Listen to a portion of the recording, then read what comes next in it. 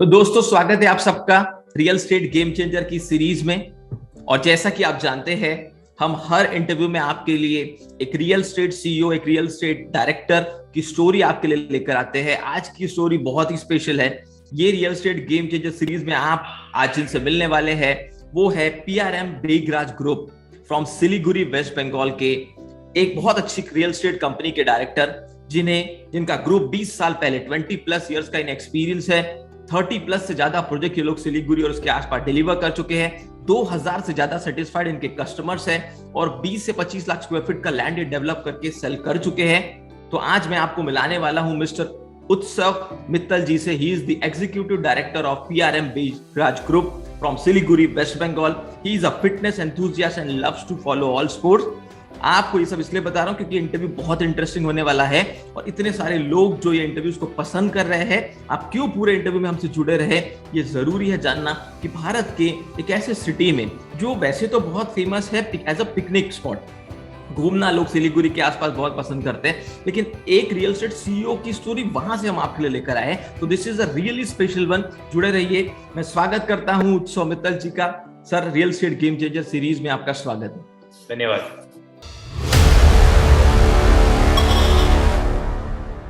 तो उत्सव जी, मैं सबसे पहला सवाल आपसे ये पूछना चाहूंगा कि हमारी ऑडियंस ये जानना चाहती है, जो रियल एस्टेट एंटरप्रेन्योर्स है, अपकमिंग ब्रीड ऑफ एंटरप्रेन्योर्स, कि एक सीईओ, एक डायरेक्टर की जर्नी कैसे शुरू होती है। मतलब आपका कैसा रहा, स्कूलिंग, कॉलेज और रियल एस्टेट में एंट्री कैसे हुई, कैसे आपने ये सब शुरू किया, हमें बताइए। See, basically I have been born and brought up in Siliguri से। तो मेरी जो एजुकेशन है, स्कूलिंग मेरी सब सिलीगुड़ी से हुई है, डॉन बॉस्को स्कूल से। एंड सिंस ये एक छोटी जगह है, यहाँ पर एजुकेशन का उतना ज़्यादा स्ट्रॉन्ग एक्सपोजर नहीं था, तो इसी के लिए कॉलेज के लिए मैं दिल्ली गया। I have graduated from Tirumal college, university of Delhi, and after that I pursued my masters in management from UK city university Cass business school से। मैंने अपना मास्टर्स इन मैनेजमेंट किया है। तो जैसे कि मैंने आपको बोला कि परवरिश सब यहीं हुई है, तो सिंस इधर लिमिटेड अपॉर्चुनिटीज थे बैक देन, अभी तो फिर भी बहुत कुछ, अभी तो it has grown tremendously, but back then during the 90s early 2000 में ये अपॉर्चुनिटीज नहीं थी। तो आफ्टर स्कूलिंग हमने मतलब सब एजुकेशन बाहर से परस्यू की है। And since my family was already into construction, so once I got back in India, so I started pursuing, I basically took over the family business and got involved, and you know, वैसे ही मतलब जैसे आप family businesses का process होता है, once you get back you start learning about the business, your father is there with you, family is there with you, so that is how I gradually entered into business. Okay, super. तो PRM Begraj group के बारे में हम तो जितना जानते हैं वो सिर्फ वेबसाइट वगैरह से हमें जो पता चला है, पर हम आपसे एज अ ओनर जानना चाहते हैं कि पीआरएम बेगराज ग्रुप कब से काम कर रहा है, कैसे काम कर रहा है, क्या प्रोजेक्ट्स है आपके, क्या यूएसपी है, आगे क्या आने वाला है, हमें बताइए। See, PRM Begraj group has been one of the pioneer groups in Siliguri. As मैंने आपको पहले भी बोला कि ये काफी छोटी जगह थी, इधर उतना बेसिकली ये ट्रेड हब था, because it is located very strategically, so it was never a big market for real estate, but it was always a good trading hub. So the group was founded by our visionary leader Shri Begraj Agarwal ji, my uncle, in the early 90s. So it was his vision जिसके कारण मतलब सिलीगुड़ी का in fact जो real estate का growth है, I think it is because of his vision. जब उन्होंने इधर काम शुरू किया रियल एस्टेट का, तब काफी लोगों ने मतलब सोचा भी नहीं था कि सिलीगुड़ी जैसे शहर में इतना मार्केट ग्रो कर सकता है रियल एस्टेट का। उस समय जो उनकी सोच थी समय से काफी आगे थी, तो उस समय के हिसाब से उन्होंने जो प्रोजेक्ट्स लॉन्च किए, बड़े प्रोजेक्ट्स किए। सिलीगुड़ी का सबसे पहला वेल डिफाइंड हाउसिंग सोसाइटी उनका लॉन्च किया हुआ था। उसके बाद नॉर्थ ईस्ट का पहला मॉल सिलीगुड़ी में उनका विजन था। तो this is how the group started his business. It was basically his vision that the group has followed, and that is how he is not there with us, but still we are following his footsteps only and taking it forward. Super. So we want to know that behind all this, मतलब सबसे पहला Pioneer काम शुरू करना, north का सबसे अच्छा mall शुरू करना, एक हाउसिंग सोसाइटी को कंप्लीट करना। अब आपसे मैं ये पूछना चाहूंगा कि आप इस बिजनेस में आए, आपके पूरे ग्रुप के लिए इंस्पिरेशन कौन रहा है, कौन आपके मेंटर है, कौन आपके लिए इंस्पिरेशन है, किनको आप बहुत मानते हैं जिससे आज पीआरएम बेगराज ग्रुप इतना अच्छा एक ब्रांड नेम क्रिएट कर पाया, उनका थोड़ा मुझे बताइए, उनके बारे में बताइए। जी, मैंने आपको पहले इस answer I think I have already indirectly answered you. the leader, the visionary of our group has always been our visionary ताऊजी, जो मैं श्री बेगराज अग्रवाल जी, उन्हीं का विजन था जो भी किया है। He is not there with us, but you know जो भी हम सीखे हैं, जो भी एक विजन आया है, जो भी एक काम करने का स्टाइल है, एग्रेशन है, जो भी आप बोले, I think it is all because of him that you know we are here and we are still able to pursue much higher dreams. Super. So PRM Begraj group के जो सबसे पहले फाउंडर है, मतलब जिन्होंने शुरू किया बेगराज जी, वही आपके ताऊ जी आपके लिए एक इंस्पिरेशन है, आपके लिए एक मेंटर है। बहुत अच्छी बात है। और बहुत सारे second and third generation entrepreneur से जब हम ये इंटरव्यू ले रहे हैं तो नो डाउट उन्होंने अपनी बहुत सारी चीजें रियल एस्टेट की शुरू की और सीखी उन्हीं के फैमिली के सीनियर्स से है। तो ये एक बहुत अच्छा सिम्टम है कि भारत में हम उस ट्रेडिशनल कल्चर को फैमिली बिजनेस में मानते हैं, हम उनसे सीखकर बहुत सारी स्ट्रेटेजीज को इंप्लीमेंट करके ग्रो कर रहे हैं। तो अब मैं ये जानना चाहूंगा कि आपका टोटल नंबर ऑफ स्टाफ कितना है, मतलब एक फुल टाइम आपके पास कितने लोग काम कर रहे हैं, कितने वेंडर्स आपसे जुड़े हैं, कितने लेबर्स रेगुलर आपके साथ काम करते हैं अलग अलग प्रोजेक्ट्स पे, ये थोड़ा हमें बताइए। Again this is like a little bit of tricky question because we have such a huge range of projects. अब क्या है कि आप जैसे जो स्टाफ बोल रहे हैं बेसिकली वो दो भाग में बटे हुए हैं। हाँ बिल्कुल, फुल टाइम होते हैं जो हमारी core team. So at the moment we have got around 400 people working for us full time. They are spread across different projects for Northeast. So full time would be around 350 to 400 people, and then you know then there are other people who are indirectly with us only through the contractors. You know there are other indirectly working for us only. Then those numbers are huge. I mean one project itself engages around 400 to 500 people if you take the workforce into account. Right. If you consider 8 to 10 projects simultaneously that we're running, so that numbers would be very big. I think it will cross around 5,000 workers indirectly. Yes. Thank you so much for sharing this with us. So I want to remind all our audience, आप इस बात को समझिए कि एक real estate entrepreneur का किसी city में जब काम अच्छा होता है, कोई ब्रांड नेम के साथ काम करते हैं तो कितना एम्प्लॉयमेंट जनरेशन होता है। 400 से 500 लोग इनके साथ काम कर रहे हैं, एक प्रोजेक्ट पे 300-400 का वर्कफोर्स होता है। अगर 8 प्रोजेक्ट भी चल रहा है तो 4 से 5,000 लेबर, वेंडर 5 से 7,000 लोगों के लिए एम्प्लॉयमेंट जनरेट कर रहे हैं। और इसलिए तो कहा जाता है कि real estate is one of the most powerful sector. अगर एग्रीकल्चर के बाद कोई सेक्टर सबसे ज्यादा एम्प्लॉयमेंट भारत में जनरेट करता है तो वो रियल एस्टेट सेक्टर है। Thank you so much for sharing this. मेरे सवाल पूछने का रीजन ये था कि क्या लीडरशिप स्ट्रैटेजी आप बेगराज ग्रुप में फॉलो करते हैं कि इतने सारे लोग आपके साथ जुड़े हैं, इतने साल से आपका काम हर साल बढ़ता जा रहा है, तो आपकी लीडरशिप की कोर स्ट्रैटेजी क्या है?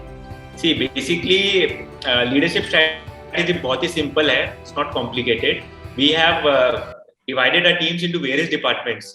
एक operations department है, एक marketing department है, एक finance department है. So इस तरीके से 4-5 core department है, एक HR department है. So basically primarily हमने पूरे ग्रुप को 4 से 5 core department में बांटा हुआ है, and we have someone heading each department from all sectors. Like marketing is headed by someone. So अब क्या है कि they are representing their segment to us, they are coordinating us, and under them अब जैसे हमारे 10 project चल रहे हैं तो एक मार्केटिंग हेड जो है उसके अंदर 10 फर्दर प्रोजेक्ट हेड्स है। मार्केटिंग प्रोजेक्ट हेड है, मार्केटिंग ऑपरेशंस हेड है, ऑपरेशन जो चीफ ऑपरेशन हेड है हमारे, उसके अंदर फिर फर्दर 10 प्रोजेक्ट के इंजीनियरिंग उनको रिपोर्ट करते हैं। तो ये स्ट्रक्चर में हम काम करते हैं। So it's a very simplified structure and I have personally found it to be very successful. इससे ट्रांसपेरेंसी भी रहती है, इससे रिपोर्टिंग भी काफी क्लियर रहती है। अभी सपोज कोई भी डिपार्टमेंट में कुछ इशू अगर होता है तो you know we can trace it down to the bottom, what is the core issue, and whenever we are performing well in any segment then also we have a analysis on what things we are doing right. So ये एक simplified transparent structure है जिसके वजह से हम लोग analysis कर सकते हैं, काफी clear analysis कर सकते हैं, वो जो हमें एक self feedback के form में काम करता है, and it helps tremendously in improving performances. Right. So thank you so much for sharing this. Now we'll move towards the next question. As a leader, जब आप इतना सब मैनेज करते हैं तो आप अपनी एनर्जी लेवल को हाई रखने के लिए, वैसे तो आप एक एथलीट है, बहुत फिटनेस एंथुसियास्ट है, स्पोर्ट्स खेलते हैं, फिर भी हम जानना चाहेंगे, बहुत इंटरेस्टेड होता है ऑडियंस ये जानने के लिए कि एज ए सीईओ डायरेक्टर आप अपना रूटीन क्या, कोई सक्सेस रिचुअल फॉलो करते हैं, कोई मॉर्निंग हैबिट्स फॉलो करते हैं, कैसे आप खुद की एनर्जी लेवल हाई रखते हैं इतना सब मैनेज करने के लिए, तो खुद के टेम्परामेंट को कूल रखने के लिए आप क्या चीजें करते हैं? फर्स्ट ऑफ ऑल, मैं एथलीट तो नहीं हूँ, दो I am a fitness enthusiast, I am not an athlete, but since I am a fitness enthusiast, it helps me a lot in my daily lifestyle, because मैं fitness follow करता हूँ, तो क्या है कि मैं एक डिसिप्लिन लाइफ लीड करता हूँ. My lifestyle बहुत disciplined है. I like go to bed early, get up early. I eat in a very proportionate manner. I eat the correct. I have a proper diet plan. I follow a proper diet plan. So physically, the first point is you should feel fit physically. So that has been my priority. तो क्या है कि when I feel fit physically, I mean when I'm like I work out daily in the morning. So एक physical energy automatically रहती है. तो वो physical energy again converts your mental well-being also. It helps, mentally also it helps you a lot. So I think both the things are connected. ये I think it's one of the biggest reasons जो आप energy की बात कर रहे हैं. when आप जब इतना disciplined way में follow करते हैं तो आपको you feel very fit and that motivates you. You have the energy to keep going daily. So ये एक बहुत बड़ा एक फैक्टर है. एंड सेकेंडली थोड़ा बहुत स्पिरिचुअल भी फॉलोइंग करते हैं. श्री रविशंकर जी को भी फॉलो करते हैं, मेडिटेट भी करते हैं. तो at times there are days when things don't go right, things get very stressful. So then there comes a mental side also. So उतना रेगुलर फॉलो नहीं करता, but yes I do follow. हफ्ते में 2-3 बार मेडिटेशन करते हैं, वो करते हैं. तो mental wellbeing part is taken there itself. And then again, as I told you, because of our visionary leader, and that larger picture is always there in the back of our mind, where we want to go, where we are. So there is always that self motivation. So combination of all the three factors, physical well-being, mental well-being, combined with a vision where we see ourselves down the line.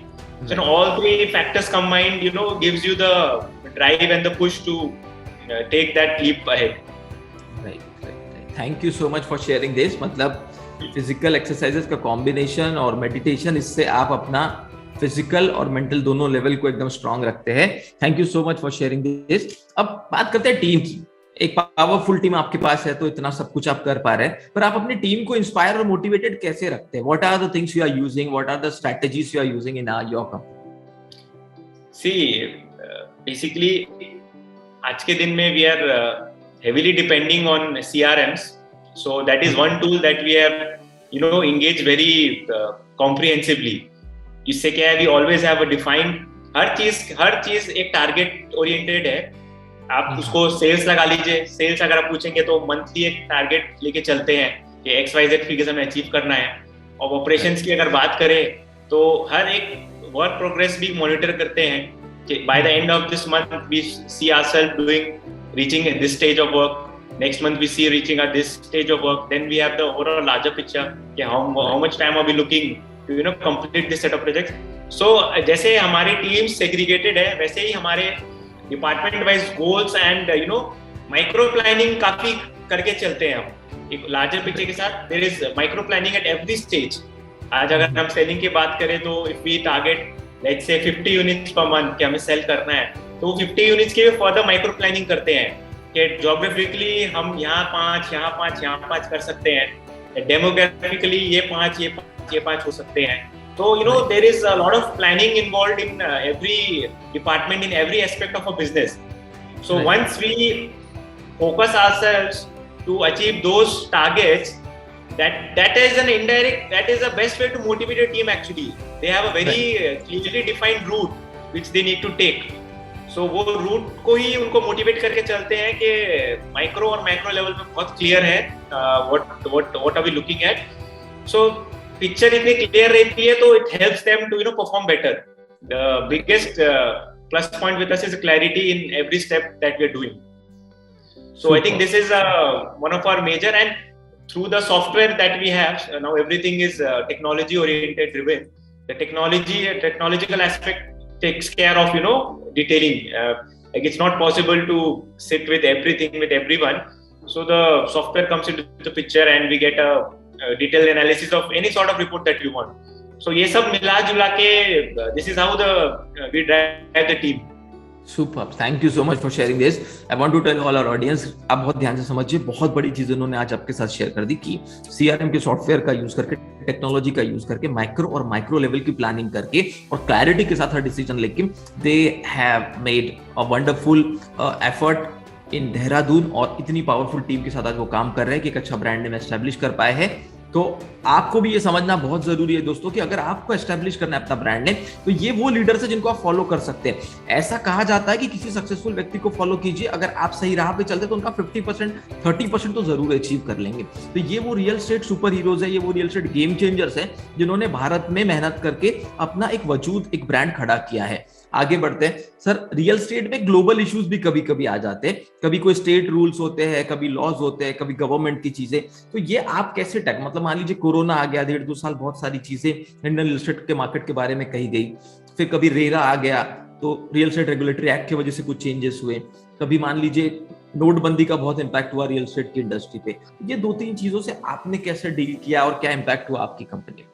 देखिए, industry में अगर काम करेंगे तो challenges तो आते ही रहेंगे। आपने रेरा बोला, आपने नोटबंदी बोला, जो भी आपने जीएसटी बोला, चैलेंजेस तो आते रहेंगे। The only way to survive is to adapt. I mean, अगर आप अडैप्ट करने की कैपेसिटी रखते हैं, then you will be able to overcome the challenges. And if we become rigid, अगर वो आप रिजिड हो जाएंगे कि यार अब ये इंडस्ट्री का क्या होगा, ये ऐसा हो गया, काम नहीं कर पाएंगे, वो माइंडसेट लेके चलेंगे, तब तो I mean it gets very difficult to survive. Survival ही डिफिकल्ट है, ग्रोथ तो दूर की बात है। सो जो भी चैलेंजेस आते हैं, we have always taken it on our face. I mean उसको एकदम प्रॉपर्ली एड्रेस करने की कोशिश करी है। अब आपने एक रेरा का एग्जांपल मैं आपको देता हूँ। जब रेरा आया तो बहुत सारी अनसर्टेनिटीज थी कि क्या होगा, नहीं होगा, एक अलग तरीके से काम होगा।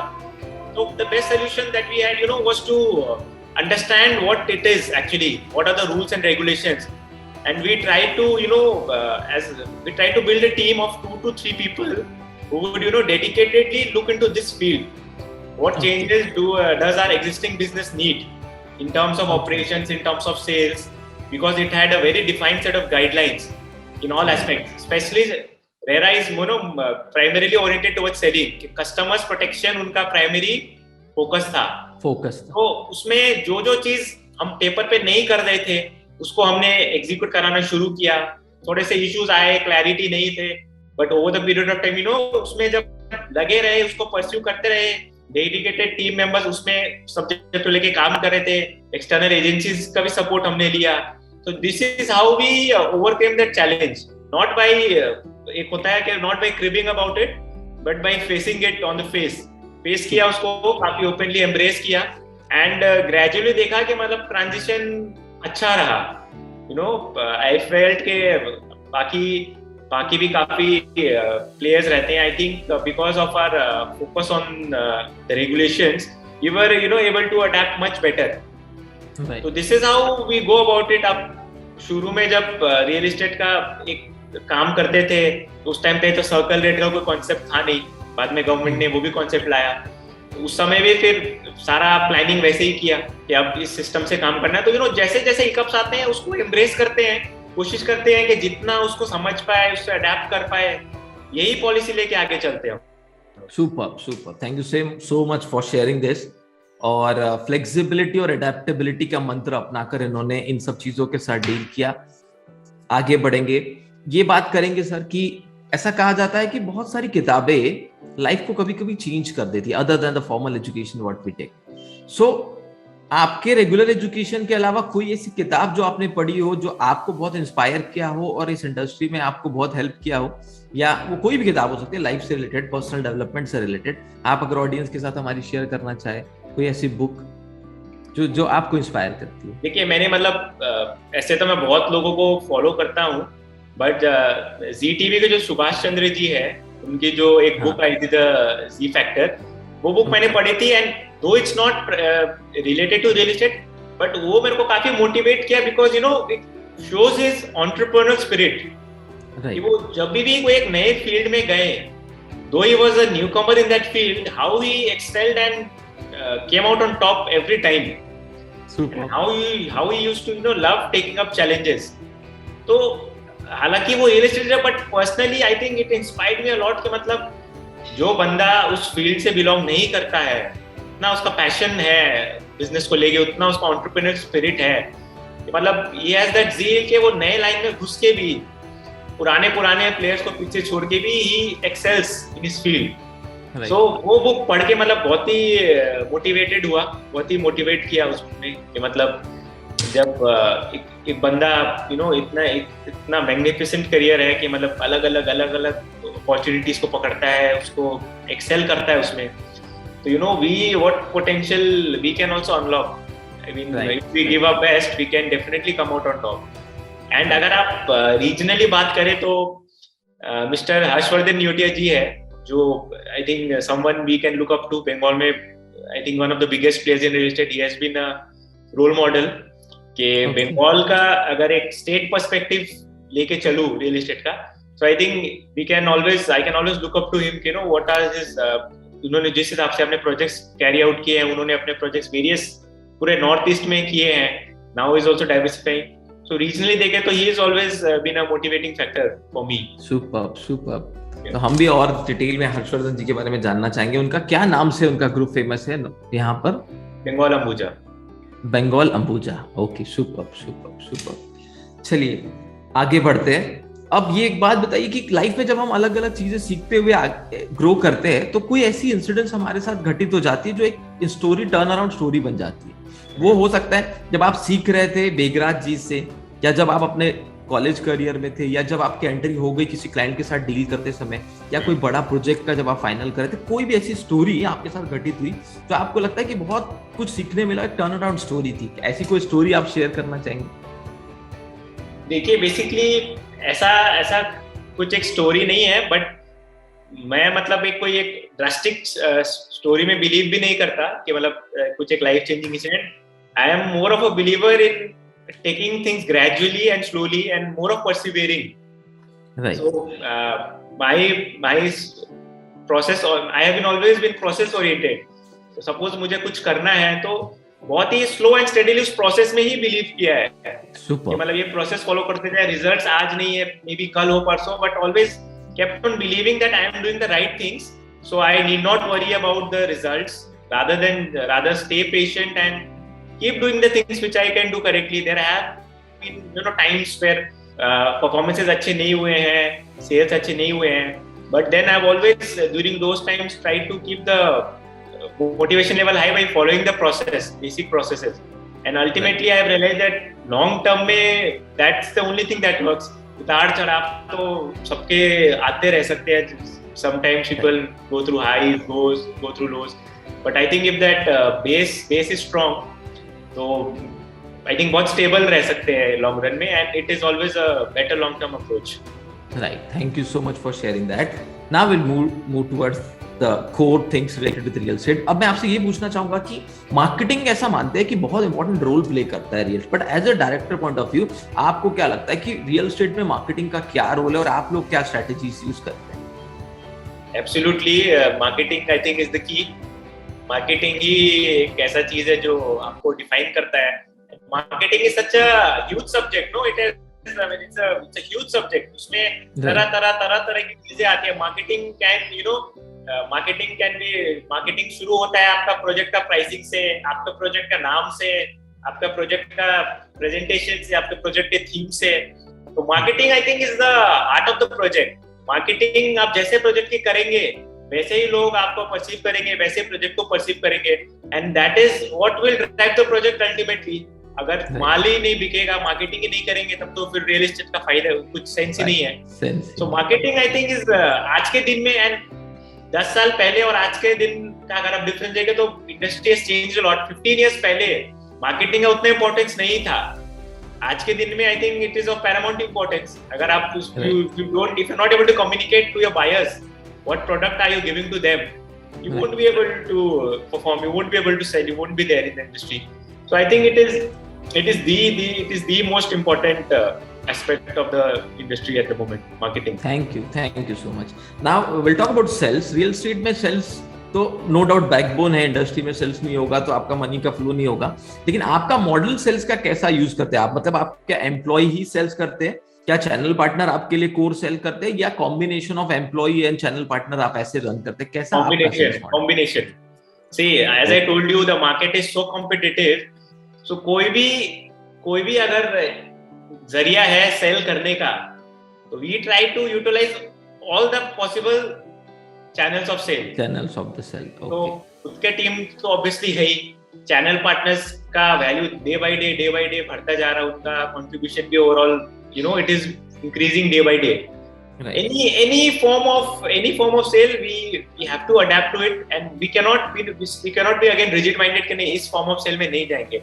Anything that is giving you sale, I think we should always be ready to embrace that. And there are again multiple आजकल digital sales का role, it's growing tremendously. Digital platform 5 साल पहले तो उतना कुछ रोल नहीं था. आज के दिन में डिजिटल प्रेजेंस का इंपॉर्टेंस इतना बढ़ गया है कि I think it is contributing equally. Channel partner, your team, and if you see the digital platform, it has contributed equally. So there are all the these things are important. Now digital platform is something that is going to come up in an even bigger way in the future.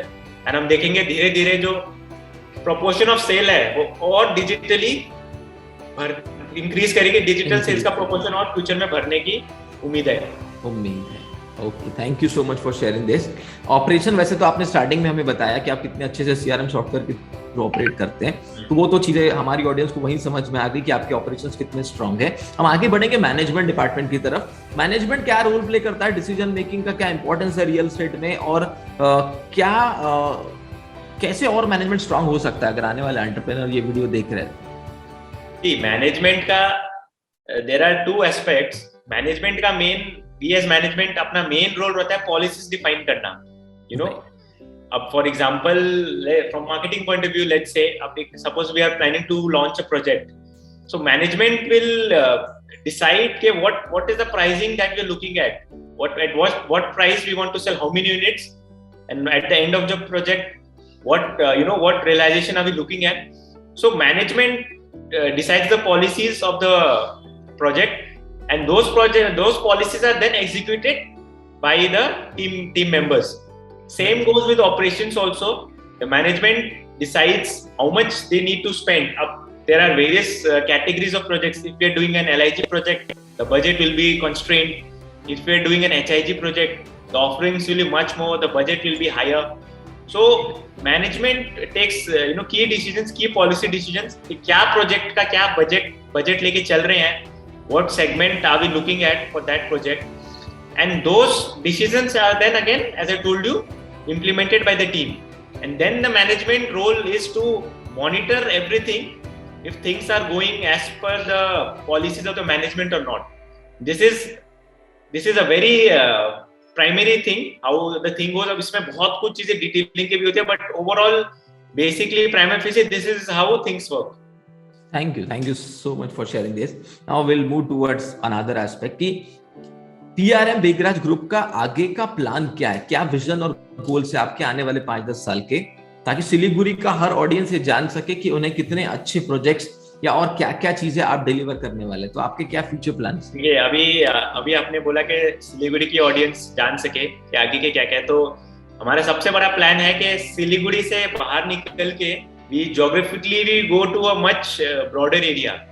We in fact target to move out of Siliguri.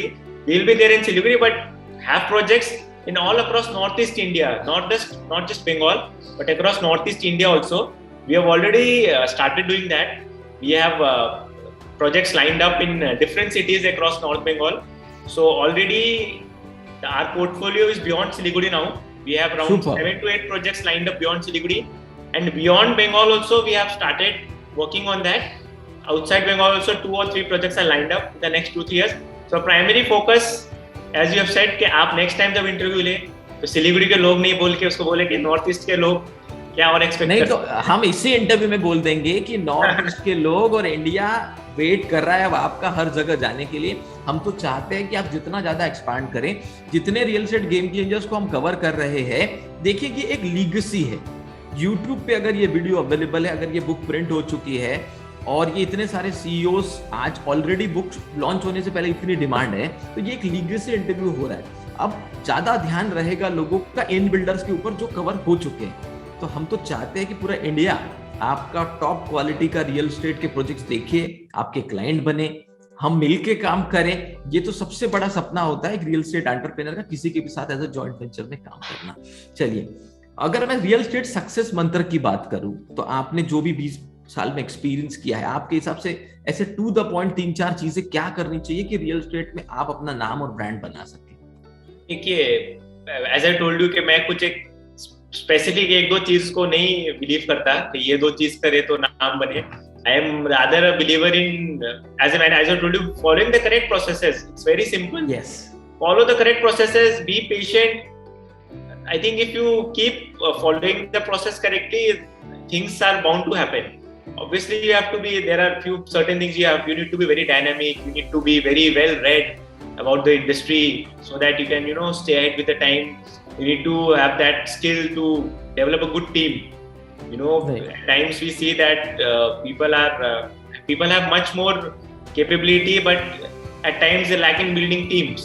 So that is where they have difficult in scaling up the businesses. So ये कुछ छोटी चीजें हैं basically, but I think slow and steady and just keep persevering and things will happen.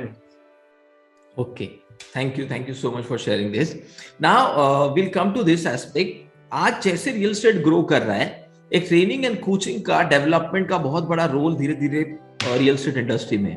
जैसे हमारी पूरी team, मैं specially काम कर रहा हूँ as a real estate entrepreneur, real estate trainer and coach, कि भारत में एक proper practical real estate coaching and training available हो, और कम से कम आने वाले 10 साल में 1 लाख रियल एस्टेट एंटरप्रेन्योर को हम ethical, honest, transparent real estate में कैसे काम कर सके, ताकि लोगों को जो उनका खुशियों का घर है, जो कई बहुत अच्छे सीईओज ने कहा है कि हम घर नहीं देते, हम खुशियों की चाबी देते हैं, तो ये एथिकली मिले। तो ट्रेनिंग एंड कोचिंग का आपको क्या लगता है कि क्या रोल है रियल एस्टेट इंडस्ट्री में आगे जाकर?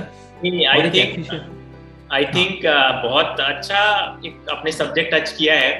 This is one subject that it should be more more इसको प्रैक्टिस में लाना बहुत जरूरी है. आई वुड एडमिट दैट कुछ समय पहले हम भी इस एस्पेक्ट को ध्यान नहीं दे रहे थे, बट जैसे जैसे टीम्स बढ़ती गई उसका इंपॉर्टेंस समझ में आने लगा कि नहीं, दिस इज वन एस्पेक्ट के if you don't train people then there is longevity का फैक्टर आ जाता है. Whereas if you start giving training to the people, you start educating them, it sets a good benchmark. It is good for the industry also.